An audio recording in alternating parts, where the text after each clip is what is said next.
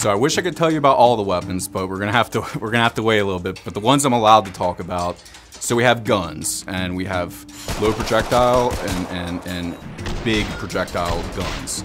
We also have bladed weapons, and we have blunt weapons. Each one will react, the creatures will react differently to that. So for instance, if I shoot with a high caliber weapon, I can blow his arm off, or I can explode his head. Something like a shotgun is gonna rip the Zed apart, probably blow his shoulders off, blow him in half, maybe reveal his intestines or something like that. If I use a blunt weapon, it's gonna feel like you've smashed in his skull. If I use a katana, I can cut him in half vertically. I can cut his head off.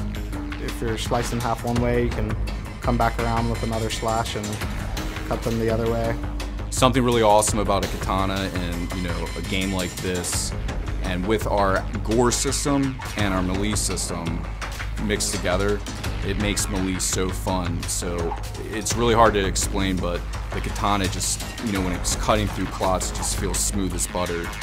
Cutting heads off, cutting them in half, just ripping them to shreds. I really love doing that. I sound like a sick, demented freak.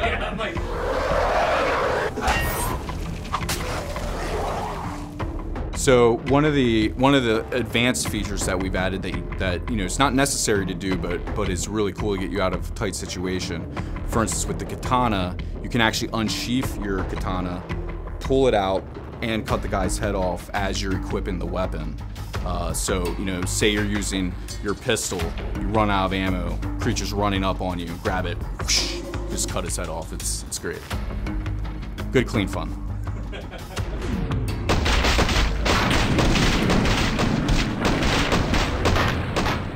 Zed Time is really a core feature in the Killing Floor universe. It's a feature that's very dramatic and exciting, and people really loved it in the first game. Well, it's coming back for Killing Floor 2, and it's better than ever. First off, we've enhanced the visuals of Zed Time. So anytime you go into Zed Time, we desaturate the world of everything except for red.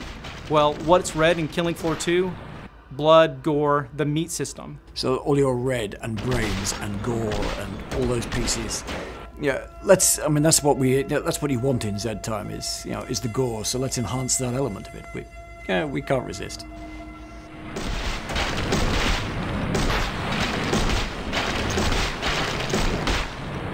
Blood and gore are one of the cornerstones of Killing Floor, and this time we wanted to take it up a notch and have as much blood and gore in the game as possible.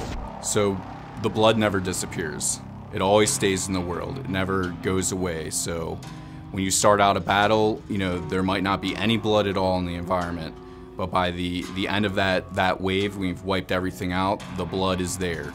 You're battling hordes of creatures in a certain room, and you go away to the trader, and you come back, and all that blood and gore is still there. So everything you do to a Zed and damage it, where the blood sprays, it stays there permanently. The amount of just carnage and destruction the sense that you get from that is pretty amazing. So if you cut a Clot's head off and he starts walking, the blood's gonna spray on the ground, it's gonna stay there. If you throw a grenade down and blow up a whole group of guys, it's gonna splatter on the ceilings, the walls, everywhere. So the technique basically works as, you start off with the entire level cloaked with what we call splatter map textures, and at runtime we detect which texels of the splatter map have been hit by blood and poke a color into it. Later on, we apply a tiling mask texture on top of that and treat this as the opacity mask and apply some thresholding and cleanup operations to get the splatter shape. It's really awesome, and I can't wait to see someone actually play the game and fill the entire world with blood.